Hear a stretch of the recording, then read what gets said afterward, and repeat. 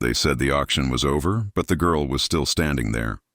Rope on her wrists, dust on her face, eyes fixed on the ground as if the earth might open up and take her away. Nobody would bid, not even for half price. Not even for a life. Elias Ward watched from the edge of the crowd, hat low, coat collar turned against the wind. He'd seen plenty of sales before, horses, wagons, rifles, but never a soul being sold this quietly. Something in the stillness of her posture caught him. She wasn't pleading. She wasn't breaking. She was just enduring, and he remembered that look. He'd seen it years ago after the war, when a camp burned to ash and a child had stood in the smoke without tears. Back then, he'd been one of the men who gave the order to light the torches. He told himself he was following commands. Now, looking at her, he wasn't so sure those excuses still worked. "Half price," the auctioneer barked. $5 and she's yours." Nobody moved. Men shuffled, women whispered. Ayanna, he didn't know her name yet, lifted her head just for a moment. Her gaze met his. He swore the air stopped, not because of beauty, she wasn't standing like that, but because there was something unbroken in her eyes, something that refused to beg. He stepped forward before he even decided to. "I'll take her," he said, voice low.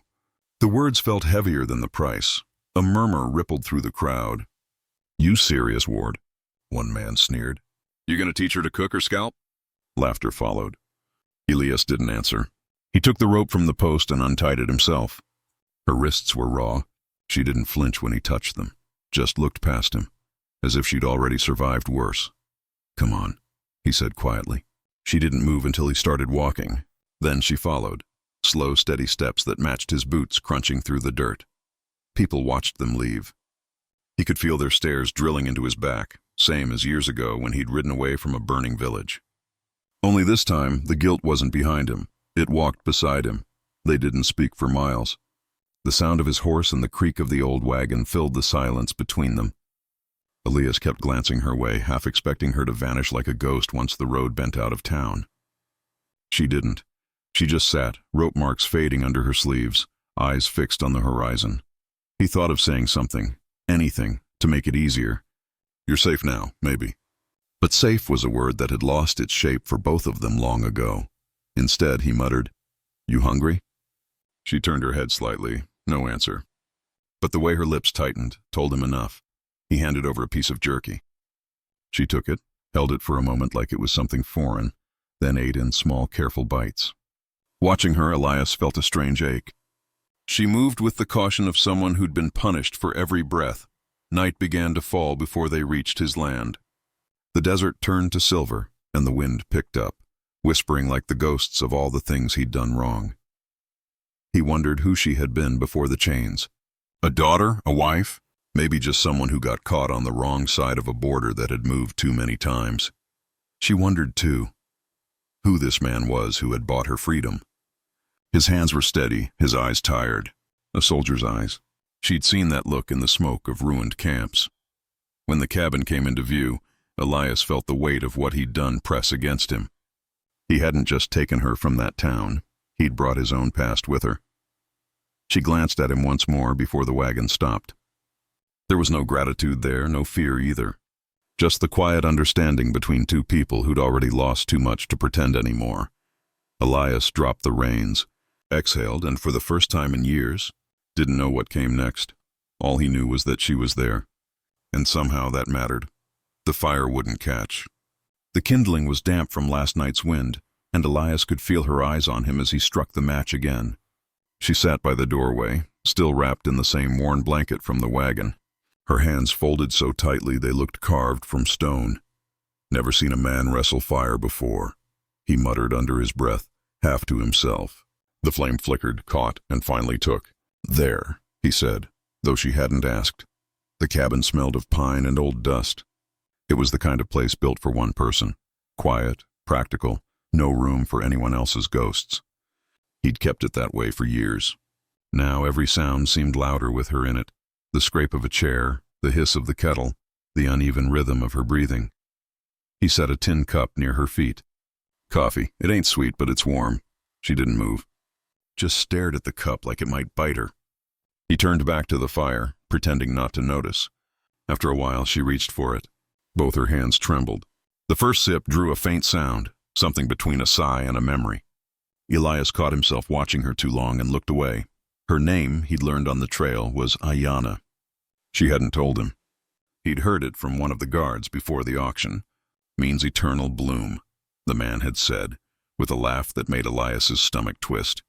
Now, watching her by the firelight, he understood why the name stayed with him. She didn't wilt. She just waited. He pulled off his gloves, sat across from her, and let the silence settle. It wasn't comfortable, but it was real. The kind of silence that didn't demand anything. "I don't want your charity," she said suddenly. Her voice was soft, but the words were sharp, practiced. Elias blinked. He hadn't expected her to speak, not tonight, maybe not ever. "Then call it a trade," he said after a pause. "For what?" she asked. He shrugged. "Company, I guess." Cabin gets awful quiet. She studied him for a long time, as if weighing whether that was truth or pity. He didn't flinch. The wind outside howled through the cracks of the window. Somewhere in the distance, a coyote cried out. Ayanna's gaze drifted toward the sound, then down to the floor. "Quiet can be worse," she murmured. He nodded. He knew exactly what she meant. When he turned to add more wood to the fire, she moved closer, just enough to feel the heat.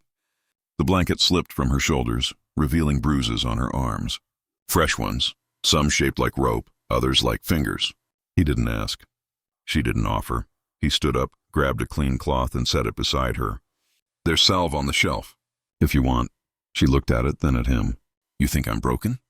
He stopped mid-motion. "No," he said simply. "Just cold." The clock on the wall ticked louder as the night stretched on. Neither of them spoke again for a while. Elias mended a loose hinge on the door just to keep his hands busy. Ayanna stared into the fire as if it might tell her what to do next. He didn't know how to comfort her, and maybe she didn't want that anyway. But when he glanced up later, she was asleep, head bowed, hands finally unclenched. Elias sat back, listening to the slow rhythm of her breathing. The cabin didn't feel so empty anymore, though he couldn't tell if that was good or dangerous. He thought about the townspeople, the way they'd looked at him as he led her away. "You'll regret it," one had said. Maybe he would. Maybe he already did. But looking at her, small and fierce even in rest, he couldn't shake the thought that maybe this silent broken peace, was exactly what he deserved. Outside, the wind softened. Inside, the fire burned steady, and for the first time in years, Elias Ward stayed awake just to keep someone else warm. Morning came slow in dry hollow country, sunlight slipping through the cracks of the shutters, dust floating like gold in the quiet air. Ayanna was already awake, kneeling near the hearth, stirring the coals back to life. Elias watched her from the doorway, boots unlaced, coffee steaming in his hand. He'd never had anyone in this cabin long enough to make it feel like home. The place had always belonged to the ghosts, his and others. But lately the silence didn't cut as deep. Maybe it was because she moved through it like someone who understood how to live inside quiet. "You don't have to do that," he said finally, nodding toward the fire. Ayanna didn't look up. "If I don't, it dies." He smiled a little, though it stung. Guess that's true for most things. Outside, the snow was melting. The ground had gone soft, the air smelling of mud and pine. Elias planned to mend the fence that winter storms had torn apart. When he stepped out, she followed, still wrapped in her old shawl, hair braided down her back. "You ever fixed a fence?" he asked. She raised an eyebrow. "You think I can't?" He shrugged. "Didn't say that." She took the hammer from his hand and tested the weight. Her movements were sure, practiced. Elias realized she'd probably built more than fences in her time. Maybe shelters, maybe graves. He watched her drive the first nail clean, her expression steady, her breath even. After a while she said, "Why did you do it?"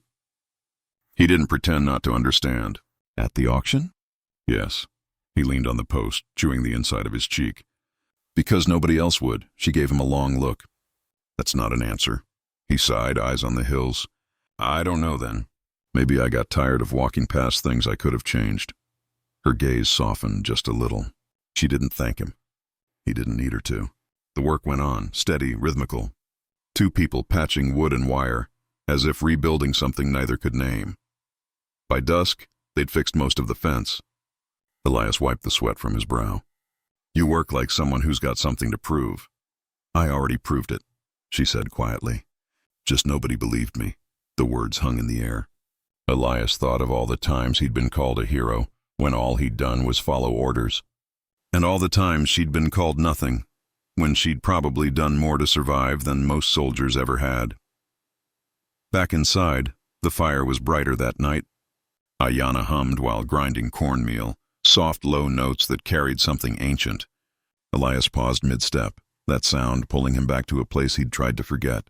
A burnt-out village, a mother's cry, a song like this one fading into smoke. "Don't stop," he said without thinking. She froze, startled. "You understand it?" He shook his head. "No, but I remember it." She watched him, reading the weight behind the words. Then slowly she began again. The melody filled the room like forgiveness no one had asked for. Later, when she set a small bowl of stew before him, he noticed her hands no longer shook. "You didn't have to cook," he said. "You didn't have to save me," she replied. He smiled faintly. "Maybe I didn't." Outside, a soft rain began to fall, tapping against the tin roof. They sat in silence, two strangers bound by things they couldn't undo, finding a kind of peace neither had expected to last. When he looked up, she was watching the fire again, her face calm in the light. Elias realized then, trust doesn't come all at once. It builds in small things, a song, a meal, a fence mended side by side. The wind eased, the cabin settled, and for the first time in years, he didn't feel like he was waiting for something to end. The first mistake was going back to town. Elias knew it before they even crossed the ridge. Dry Hollow looked smaller from a distance, harmless almost, but the closer they rode, the more it felt like walking into a place that remembered too much. Ayanna rode beside him, sitting straight, her hair tied with a strip of leather. She didn't ask why they had to come. She never did, but he could feel the tension in her silence, like a storm waiting for wind. "Won't be long," Elias said, trying to sound casual. "Just need supplies. Flour, salt, maybe a new lantern." She nodded, though her jaw tightened. She'd learned what kind of looks townsfolk gave her, curious at first, then cold. She'd stopped caring, or maybe she'd just stopped showing it. When they entered the main street, heads turned. Conversations paused. Boots scuffed against wood as people stepped back from the boardwalks. The same men who'd laughed at the auction were there. Same smirks, same squinting eyes full of self-importance. Elias kept his head high, ignoring the whispers. He wasn't there to make friends. But whispers have a way of crawling under the skin. At the general store, the clerk looked up, startled. "Ward," he said. "Heard you've been keeping company." Elias stacked canned goods on the counter, voice flat. "I keep company with whoever I damn please." Ayanna stood by the door, still and quiet. A child peeked around a barrel, wide-eyed, until his mother yanked him away. The air shifted then, like the moment before lightning strikes. Marshal Brandt stepped through the door, heavy boots echoing on the floorboards. Big man, thick mustache, eyes like polished stone. Elias froze. He knew that face. The war had a way of making men unforgettable. "Well, I'll be," Brandt drawled. "If it isn't Sergeant Ward. Didn't think I'd see you again, not after Red River." Elias's stomach turned to gravel. "That was a long time ago." Brandt's gaze slid to Ayanna. "Was it? I recall a village burning. Apache, wasn't it? Women, children, whole damn place gone." The store went silent. Even the clock on the wall seemed to stop. Elias felt her eyes on him before he dared to look. Ayanna's face was pale, lips parted, but her expression wasn't anger. It was something worse, recognition. Brandt smirked. "Guess you didn't tell her. You were one of the men lit that fire, weren't you? Hell, you gave the order." Elias's hands curled into fists. "You don't know what you're talking about." "Oh, I know plenty," Brandt said, his voice rising. "Town ought to know, too, about their new hero bringing home the ones he once burned out." The words landed like stones. Every eye in the store turned. Ayanna stepped back, breath shaking. The air around her seemed to drain. "It's true," she whispered. Elias tried to speak, but no sound came. What could he say? That he'd changed? That guilt had eaten him hollow? The truth was a brand that wouldn't fade. "It's true," he said finally. Her eyes hardened, glassy under the lamplight. "Then you didn't save me," she said quietly. "You just finished what you started." She walked out before anyone could stop her. The door slammed, and the sound cut through Elias like a blade. Brant laughed once, low and satisfied. "Guess you just lost your little redemption story." Elias didn't answer. He just stood there, the world tilting under him, every breath heavier than the last. Outside, the dust had risen again, swirling around her footprints. She didn't look back, and for the first time, Elias understood what it meant to be truly alone, not for lack of people, but because no one left believed you were worth forgiving. He dropped the lantern coin on the counter, turned, and stepped into the wind. The town watched, whispering again, louder this time. But Elias didn't hear them. The only sound that mattered was the echo of her steps fading into the cold. The fire started in the hills just before dawn, a red glow spreading across the dry brush like something alive. Elias saw it from the ridge, that terrible shimmer against the dark, and for a moment, he thought it was the past coming back for him. He hadn't seen Ayanna in months. Since that day in Dry Hollow, the cabin had gone quiet again, too quiet. He'd patched fences, fed horses, talked to no one.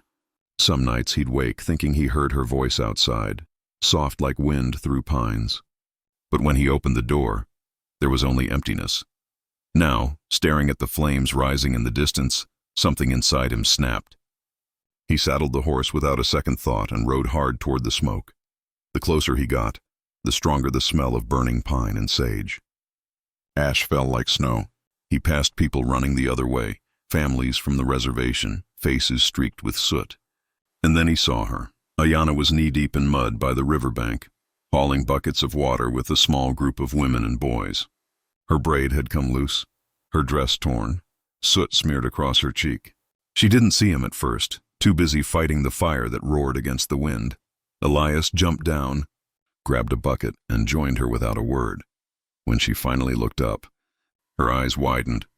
Not in anger, not even in surprise, but in disbelief. "Why are you here?" "Because you are," he said simply and kept working. They moved in rhythm, passing buckets, coughing through the smoke. Every muscle burned, but Elias didn't stop. He watched her, how she ordered the others, how the fire reflected in her eyes, like it was something she'd already faced and refused to fear again. When the flames finally broke, and the smoke began to thin, they collapsed side by side near the river. Neither spoke for a long time. The world smelled of wet earth and ruin. Ayanna stared at the horizon where the fire had been. "We lost 2 homes," she whispered. "But most of them made it." Elias wiped his face with a blackened hand. "You did that. You saved them." She turned to him slowly. "Why come back, Elias?" "You had no reason." He hesitated, searching for the right words. "Maybe I was trying to fix what can't be fixed," he said. "Or maybe I just got tired of being the man who burned things down." Her expression softened. Not forgiveness, not yet, but something close. "You can't undo what's been done," she said quietly. "I know," he replied. "But maybe I can stand with the ones still trying to build." For a long moment, they just looked at each other. The silence between them no longer sharp but steady, like the space between 2 breaths. By evening, the survivors gathered near what was left of the village. Ayanna moved among them, tending to burns, comforting children. Elias helped mend a water trough, his hands shaking not from exhaustion, but from something like peace. When she approached him later, she carried a small blanket in her arms, one she'd pulled from the ashes, miraculously unburned. She handed it to him. "You should stay," she said. "There's work to be done." He met her gaze, searching for the anger that had once lived there. It was gone. In its place, something warmer, steady, unspoken. "I will," he said. As the sun dipped below the ridge, the air turned golden again, the same way it had the day they met. Only now the silence between them wasn't made of fear. It was made of understanding. Ayanna looked toward the smoldering valley. "Funny," she said softly, "how fire can destroy or renew, depending on who holds the water." Elias smiled, tired but sure. "Then I reckon I'll keep the buckets full." They stood there until the last smoke turned to mist. And for the first time the ghosts were quiet, because what had burned was over, and what remained was theirs to rebuild. Some debts can't be paid, he thought. But maybe they can be lived right. And as the night settled, their silhouettes stood against the fading glow. 2 souls no longer lost, but found in the ashes of everything they'd endured.